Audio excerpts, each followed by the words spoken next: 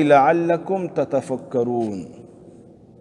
رب العالمین مونږ ته بار بار داسې آیاتونه بیانوي، داسې خبرداری راکوي مونږ ته چې مونږ د غفلت د خوب نه راویښ شو، مونږ خپله زندگی بدله کړو، مونږ د هغې زندګۍ دپاره اعمال وکړو کومه زندگی چې مونږ ته را روانه ده.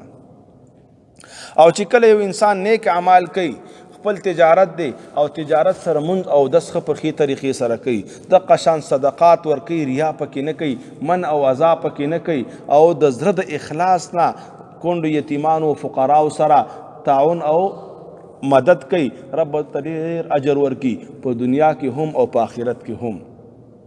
په دنیا کې به د مال محافظ رب العالمین، د بچو، د اولاد، د کور او اهل، د هر څه حفاظت به رب العالمین کوي. یو حدیث راځي، امام ابن کثیر راخستی دی، و یو سړی روانو په بیابان او دشته کې، وی رب العالمین د طرف نه یو غیبانه آواز راغی، او آواز اوسو وریځې ته چې ای وریځې او لاړ شه د فلانکي باغ خړوب کا او هغې ته اوبه واچوه. وی وریځ راله، په یو غر باندې تیز باران وشو، اوبه په ویڼۍ کې را روانې شوې.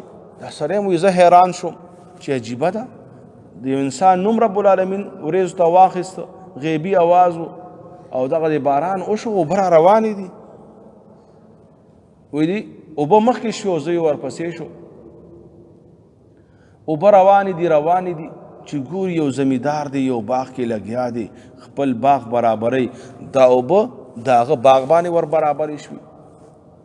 هغه زر زر اوبه اخوا دېخوا کړي خپل باغ کې، اوبه یې تقسیم کړي او خپل ټول ونې بوټي هغه یې اوبه کړل، خړوب یې کړل. و چې کله هغه فارغ شو، ما تپوس وکړو د باغوان نه چې باغوان ستا څه نوم دی؟ وی باغوان هغه نوم و کوم چې غیبي اواز سره وریځ دې ته شوی و او هغې نه اوبه را بهېدلې وي. ما ورته ویل ستا دپاره خو رب العالمین باران وکړه، خوا او شا کې نور باغونه هم دي، هغه وچ ککړ دي، سکره ده په هغې باندې، خشکي ده، هغه خراب شول، هلاک شول، لیکن ستا باغ ته اوبه رالې تیارې. دا راته ووایي چې ته کوم عمل کې؟ وی هغه راته وویلي چې زما خو نور اعمال نشته، زه یو عمل کوم چې کله آمدني راشي د باغ میوې راټولې شي، نو زه د دې آمدني 3 تقسیمه کم. یو تقسیم 3 کې یوه حصه غرباو، مسکینانو، فقراو، یتیمانو ته وسپارم، هغوی باندې تقسیم کم. 2مه حصه په خپل ځان باندې لګوم او په خپل بال بچه او اولاد باندې لګوم، او 3مه حصه چې کومه ده هغه دوباره په دې باغ لګومه، که دې دوایانې وي یا دې څه علاج وي یا بوټي خراب شوي وي او د هغې دپاره څه کار وي یا څه سپریګانې وغیره هغې وخت دپاره څومره ضروراتو هغه په دې باندې لګومه. نو ده په دې باغ کې د رب العالمین حق په خپل ځان باندې منلی و. رب العالمین ده ته غیبي باران او د غیبي اوبو بندوبست وکړه او رب العالمین د ده د مال او د باغ محافظ شو. که د هغه د باغ حفاظت کولی شي رب العالمین د د نیک عمل د وجې نه وکړه. ما او تا که نن خپل عمل درست کړه، که زما او ستا څه کاري، رب العالمین به زما او ستا کاروبار کې برکت اچوي، زما او ستا کاروبار به ښه رواني. که په یو بازار کې زه نیک یم او نیکۍ سره او ښې طریقې سره زه کاروبار کوم، نو که نور چا دکان چلیږي او که نه چلیږي، نور به فریادونه کوي، و انشاءالله ستا کار به ښه طریقې سره رواني، نور به جاري او ته به خاندي، نور به خفه او ته به خوشحالي.